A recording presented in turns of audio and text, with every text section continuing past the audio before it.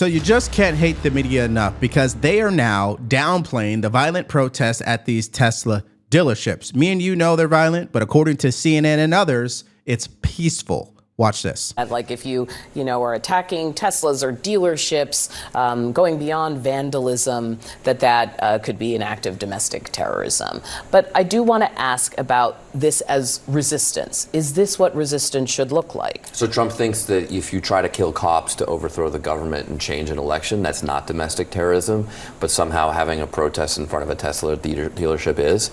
The bottom line with Trump is freedom and liberties belong to people who agree with him, and that's it. That's his view of America. That's not a view that people who believe in our Constitution share. Okay, well, number one, it's very clear that Democrats believe using January 6th is a great way to justify violent behavior, meaning individuals who are vandalizing, causing damage to property, and getting physical in these protests. That's number one. Number two, what I also find interesting, this is the same party who wants to condemn President Trump, does not believe he should be the president because of January 6th. And if you're going to hold that moral high ground, why would you not condemn people who are doing this to the Tesla dealerships? I just don't get it. Now, Speaker of the House Mike Johnson came out in support of Elon Musk and said that he's going to support an investigation into these attacks. He wrote this: the heroic work of Elon Musk has so panicked the radical left that they're now calling him racist and engaging in domestic terrorism to attack Tesla owners and their vehicles.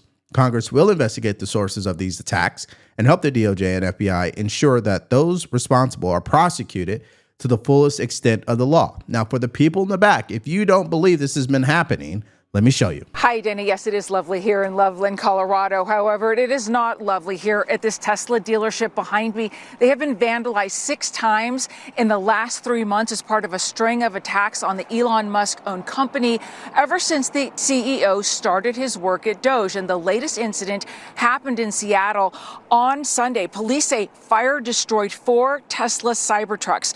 Tesla vehicle owners across the country report they've also been verbally attacked for their EV of choice or seen their cars vandalized. This person startled a Cybertruck owner when they rode up on them in traffic and placed an anti-Elon sticker on the back.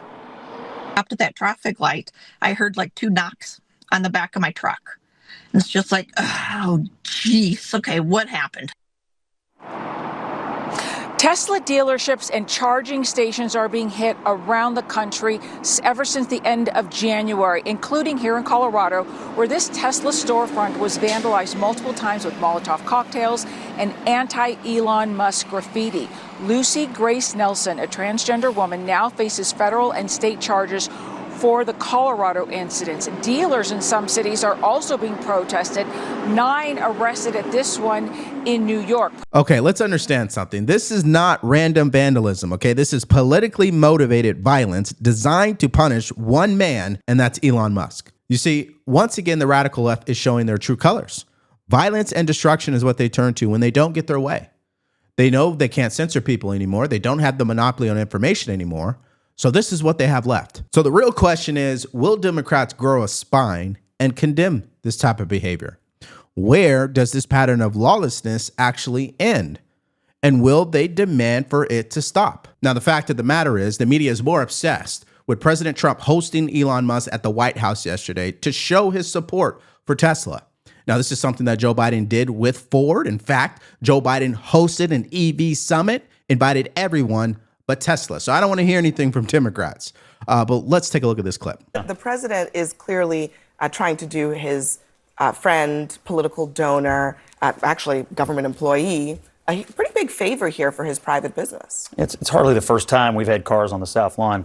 Man, here's a video of Joe Biden driving a Jeep Rubicon around the South Lawn. I mean, it's pretty common. And President Trump did it before in his first term as well. It's pretty common for the President of the United States to boost American industries, American-made products, and companies that are, employing Americans. It's extremely common. He obviously has a close relationship with Elon, who, by the way, is, I think, unfairly under attack. And this company is unfairly under attack. You have these insane people all over the country chasing people down in their Teslas in New York City. I had a friend who tried to trade his Tesla in New York the other day, and there were protesters screaming at his children. Look, These I mean, people I are think unhinged, there is some and they insanity deserve happening. support from the But government. let's be clear. Let's not skirt over the fact that Elon Musk spent $250 million to elect Donald Trump. So you're against an American company? No, I'm asking. Yeah, so they're conflating two talking points, right? It has nothing to do with the fact that he donated $250 million of his own money to help President Trump get elected. The Democrats received the same amount, $250 million from other billionaires. So let's just knock it off, all right, with that. Now, let's go back to this post I put up on X. Two polar opposite headlines, but same fake news media organization, and that is CNN. As you guys can see on the left, Biden takes new electric F-150 for a test drive. Quote, "This sucker's quick," end quote. Now, if you look to the right, this is an article from this morning. As stock slumps drain America's 401ks, Trump props up his billionaire sidekick. I mean, you just can't hate the media enough. Now, if you think what has been set up to this point is disgusting, wait till I show you the next clip. But before we get there, if you've been getting value from our channel and this video, please like, share, and subscribe. If you want to support us further, you could go to the links in the description below, shop our merch store, or you could buy us a cup of coffee. Is it ironic that the president is now touting electric vehicles? I mean, first of all, it's not legal. Let's start with that. Second, I mean, you can't do this on the property of the White House. It's federal property. Second, I mean, really, the president is basically a car salesman now. It's just astounding with everything that's going on. I mean, literally, with everything that's going on in the world, he's taking time out of his day to array 4 or 5 Teslas on the White House lawn and basically act like a showroom salesman. By the way, I don't know who he thinks is buying Teslas, but I can guarantee you that they're out of reach, many of them, for the average Trump voter. So I'm not sure who in the MAGA universe he's urging to buy Teslas, because Teslas consistently, in previous iterations, were bought by wealthier, more liberal, environmentally conscious people. Now, let's just do a little insight on what she said, because she believes the president is trying to sell Teslas to people who can't afford them. Well, the typical Tesla owner, according to Business Insider, is a Generation X male with a household income of over $150,000. Now, obviously, majority of people who own Teslas live in California. That's number one. Number two, there's plenty of white males who make a lot of money who support Trump, okay? I mean, I don't understand why they have to go down this road by trying to criticize Trump and Elon Musk for something that is just basic human nature. Elon Musk has put his name, his image, his companies at risk to help the government do something it's never done before. And by the way, the level of fraud, waste, abuse today is nothing compared to when Bill Clinton was president. Not skirt over the fact that Elon Musk spent $250 million to elect Donald Trump. So you're against an American company? No, I'm asking. You don't want the government to support this? He is a political Does donor. it look bad at a time when Americans are struggling Right. to have the president hawking cars for the richest guy in the world because his political Does it endeavors? look bad for the president to support an American company that employs thousands of American workers? No, Yes. no, I don't think it looks bad. No, he's supporting Elon Musk. Who do you think builds the cars, brother? Elon Musk builds the cars? No, the workers of the United States of America, where they build the. I mean, they're what I'm building telling you cars right now is the way I look He's at not that the only person that is- works. You see, that's the dirty game of politics. We now in this country have an American-made company that hires American citizens to produce an American-made vehicle. How many vehicles are on the road are not American-made? It's only Ford and it's only Tesla. It's interesting how they treat that company at this point. So this leaves us with the only question that really matters in this entire debate. Is it domestic terrorism or not? That Trump seemed to agree that there should be domestic terror charges for people who were Why are they singling out accused. Teslas? I mean, why? Because Elon Musk supports Donald Trump. These people are chasing Tesla owners. They might chase you someday. So you agree They're on chasing Tesla. you agree on the domestic terror? Purchased in 2019. I don't know.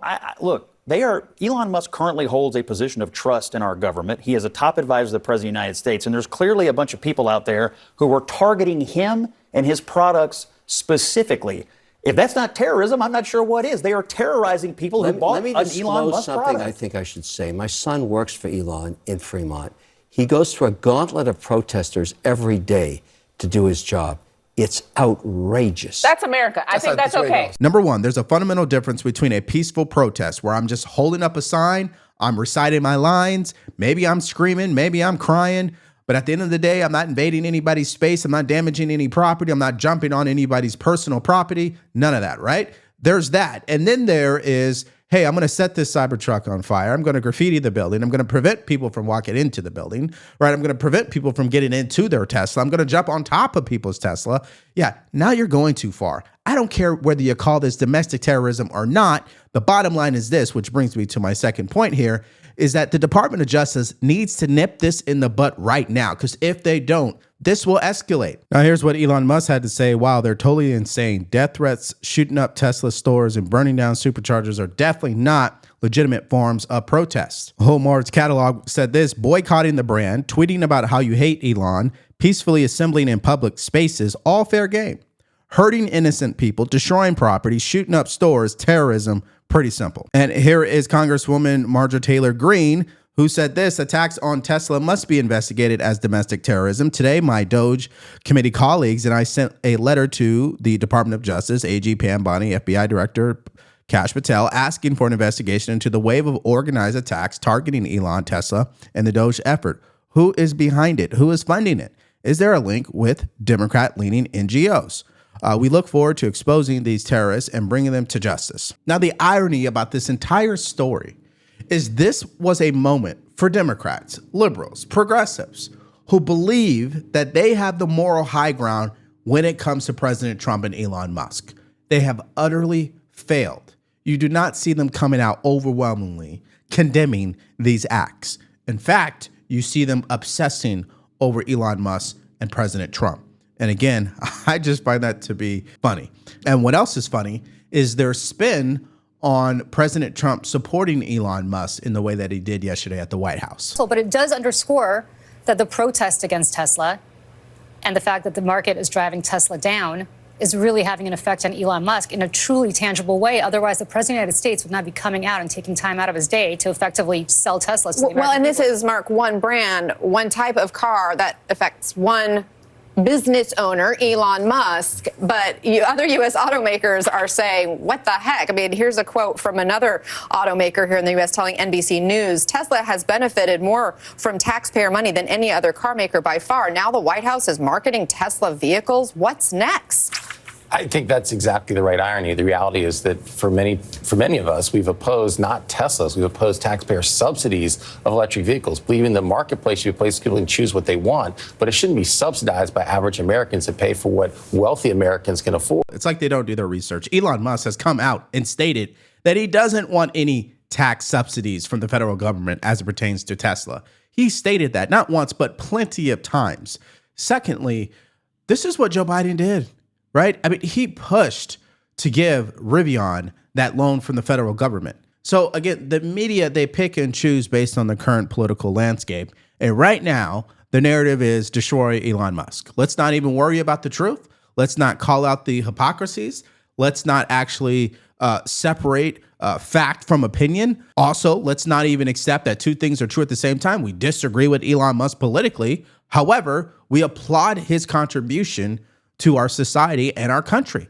They can't do that because they have Elon Musk derangement syndrome. Now, this leads me to the question of this video. Do you believe these protests at the Tesla dealerships are going to escalate into larger riots and people getting hurt? And also at the same time, do you trust that Pam Bondi and Kash Patel will do something about it to get ahead of this and nip it in the butt? Let me know what your thoughts are about this entire story in the comment section below. Now, it's no secret that President Trump ordered the deportation of the Colombian graduate who is a pro-Hamas Palestinian sympathizer. This has caused a huge debate on the right. Some people believe it's a free speech issue. Others believe it's a national security issue. If you miss out on that story and the entire debate, all you have to do is watch that video because it's coming up right now.